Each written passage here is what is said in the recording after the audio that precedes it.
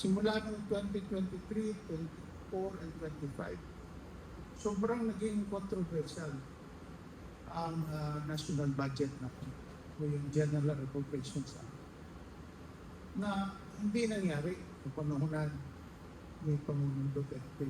Noong mga nakaraang katihan, nabanggit ko na po sa inyo ito, na during the time of the former president, wala pong insertions. At least ngayon po, nadinig nyo na mismo sa ating dating kalihim ng DPM na walang insertions. At nung nagkaroon ng pagtangka na magkaroon ng insertion, hindi ito ay binito ng presidente at nagkaroon ng marching order henceforth. Ayaw ko lang mangyari ito at dahil dito kailangan mag-usap na kayo. Bago pa man mapirmahan ito, mag-usap na kayo ano ang mga kailangan kasi kailangan idaan natin sa tamang proseso. And now, andito na. Maririnig na po natin ang mga katanungan ng bawat isa, lalo na ingay ngayon. Ang ingay, namamayagpat hanggang sa pinakamalait na posisyon ng mga kinatawa dito po sa departamentong to na we really don't understand why binibigyan ng ganung power, authority, and cloud. Diba? Parang may akong hugot. Pero I'm not ashamed to stand because that is the right thing to do. Shouting out kapag talagang lumalabis na sila na ito ay pera ng taong bayan that we really need to protect. Kaya kayo mga vloggers, handa na ba kayo sa susunod nating guest? Yes! And now, palakpakan naman natin ang susunod nating bubugbugin sa tanong at alam natin kakayanin na yan. Ang ating pong former DBM Secretary, Secretary Mandela Bisato. Ang number one na tanong, the passage of the 2023 to 2025 national budget apparently are the most controversial issues that comes to mind as the terms insertion and allocables and not allocables have been by words in relation to how our country prepares and spends taxpayers' money. What single DBM reform under the Duterte administration most changed how the national budget is prepared and managed today? Secretary? Ang paghahanda po ng budget ay hindi naman po bago yan. And we do not have to reinvent the wheels, so to speak, upang gumawa ng budget para sa ating bayan. Umpisa talaga niyan ang pag-i-issue ng budget call ng DBM, kuwan ng Pebrero. At tapos, magkakaroon na ng ang guidance ang mga departamento, mga ahensya ng pamahalaan kung ano yung magiging budget ceiling nila. Maliban pa doon talagang tinatawag na General Administrative Support na Services of Gas. Tatlo lang kasi yan, MOE at saka capital outlay. So, base dyan, makikita natin ang kabuuan na halos ng pangangailangan ng bayan. Pagka yan ay nakubahan na ng Pangulo, ang tawag na dyan ay yung Proposed National Expenditure Program na isusunite sa Kongreso. Ang gagawin naman ng Kongreso ay rinipasuhin niya, rinipin niya base sa kanilang pag-unawa sa proposal ng ehekutibo at sa kanilang pananaw ay kailangan din na tumbasan ng kaukulang atensyon at budget para sa kabuuan ng pangangailangan ng taong bayan. Noong kapanahon na ni Presidente Duterte, maalala ko lang, nagkaroon ng mga insertion previous year na binito niya. Kaya simula noon, ang naging marching order niya sa akin ay kailangan mag-usap ang executive at legislative branch patungkol sa pangangailangan na mas lampas pa yun sa talaga o nakasaad na sa National Expenditure Program. Ibig sabihin yan, may dialogo. At doon, kasama ko lagi ang Secretary of Finance dahil siya naman yung paggagalingan ng pondo dahil ang DBM mag-allocate lamang.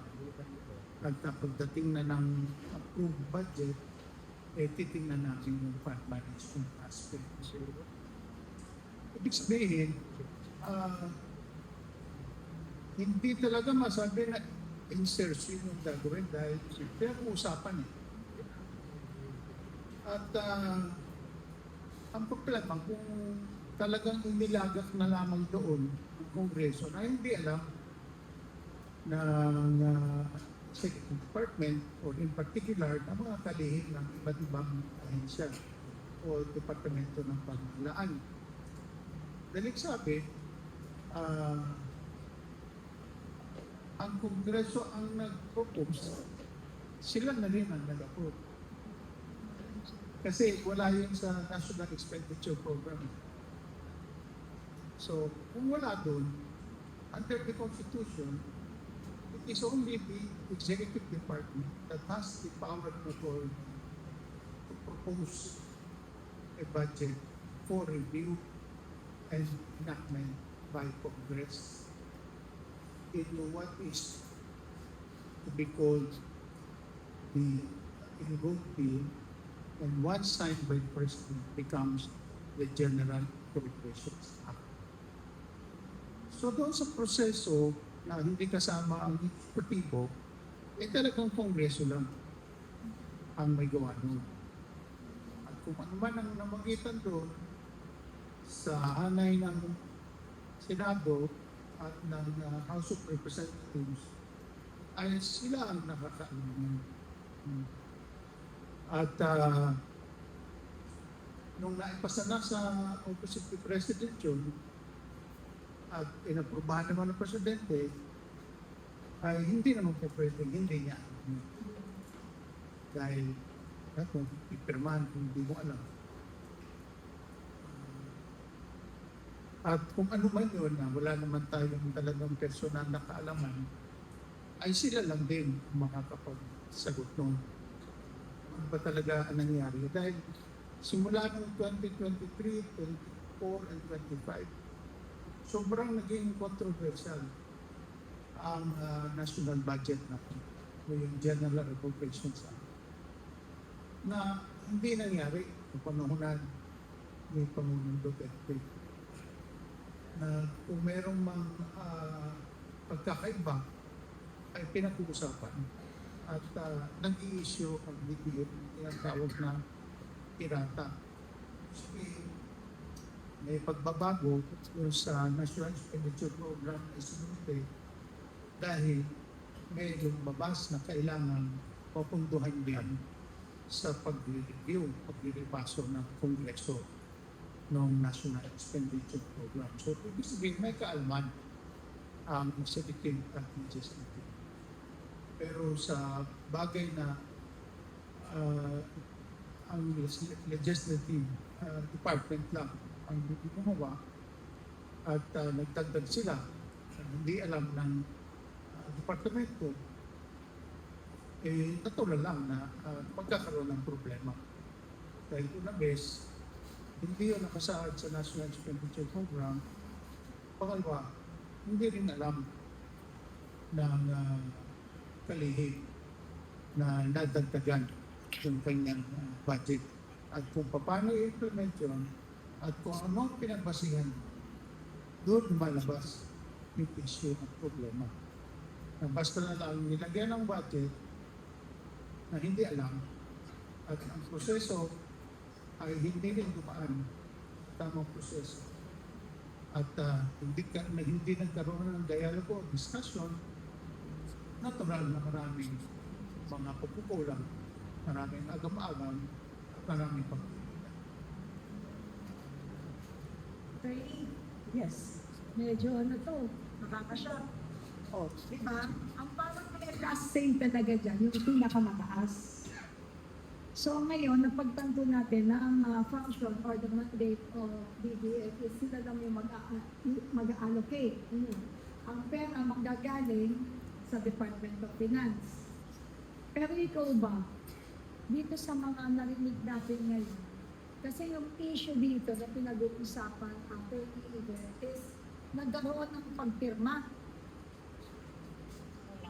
So when you sign, kung hindi mo na-review sa dami ng tao, yung kinatawanan ng kapaligid sa iyo, may taga-review pa dapat, di ba? Pero still, you need to check it. Di ba? Not twice. Only. Pero bakit dumating sa punto na nakarating sa taong bayan ng kaalaman na aprobado, na pirmahan, pero may mga blanco? Okay. Kung meron nagre-review, doon pa lang, dapat ang taong blanco dito. Ano ba yung dapat ang dito? So we cannot apply yung salitang typographical o lumagpas o error. Kasi hindi usaping biro-biro ito. We are talking about the money ng mga taxpayer. At hindi ito sasayaw. Sa larangan ng kilos ng mga pagkakaibigan at mga samahan, it's always makes or takes or makes or to tambo. Tama po ba? Di ba dancer kayo? Kaibet? Diba? So, pagdating ng pagkakataong nalaman na naipasa, nakalusot, blanco, pero napirmahan, nawawala na yung dalawang nagsasayaw. Parang mas dumami yung dancer. Kaya mahirap na talagang matuntok kung sino-sino sila. Pero isa lang yan, di ba? When we put yung blame, syempre, hindi natin i-blame yung mga tao yung pinakamataas. Command responsibility. Oo. Lahat yan ay command responsibility ng pinakamataas na pinagawa ng gobyerno. Di ba sinabi nga, meron kaya nga tayo power to veto? May mali on the spot po. Sino may authority to do that? Pero Penny, makapagbigay lang po ng konting komento. At least po, no, sa aming mga listeners, nung mga nakaraang kapihan, nabanggit ko na po sa inyo ito, na during the time of the former president, wala pong insertions. At least ngayon po, nadinig nyo na mismo sa ating dating kalihim ng DPM na walang insertions. At nung nagkaroon ng pagtangka na magkaroon ng insertion, hindi ito ay binito ng presidente at nagkaroon ng marching order henceforth. Ayaw ko lang mangyari ito at dahil dito kailangan magpusang na kayo. Bago pa man mapirmahan ito, mag-usap na kayo ano ang mga kailangan kasi kailangan idaan natin sa tamang proseso. Okay. Doon sa sinasabi na pumirma na may blanco, yung binigay, ang intindi ko po ang binigay na doon sa pumirma, kumpleto. Yung proseso muna bago ibinigay sa kanya, yun ang nagkaroon ng blanco. Doon. At hanggang ngayon po ay pala-isipan pa rin ho sa taong bayan kasi hindi na po ito itinalakay. Pero sa ganitong pagkakataon, dapat po ipaalala natin. Bakit? Pera ho ng taong bayan ho ang pinag-uusapan. Kahit sabihin niya na ho 2023 to 2025 yan, hindi natatapos ang usapin. In fact, ipaalala ko lang sa inyo ha, naalala niyo po nung People's Initiative, yung sa charter change. Okay? Naalala ko po noon, nagkomento na ng COMELEC, ang budget namin ito lang, nagulat kami bakit kami na nagdagan. Okay? I think that was in anticipation na magkakaroon ng referendum kung magkakaroon. Ito may personal ko lang pong opinion yon. Pero ano po ang punto natin dito? Ang sinasabi ko lang nung panahon po ni President Duterte, walang ganyang mga usapin. Malinaw sa lahat ng ahensya ano ang aming budget. Kaya masasabi ko transparent ang pag-prepare. Bakit importante yung usaping budget? Kasi dito ho tatakbo kung paano patatakbuhin ng gobyerno. Kung hindi ho ito malinaw sa taong bayan, umpisa na ho yan ng korupsyon. Tama.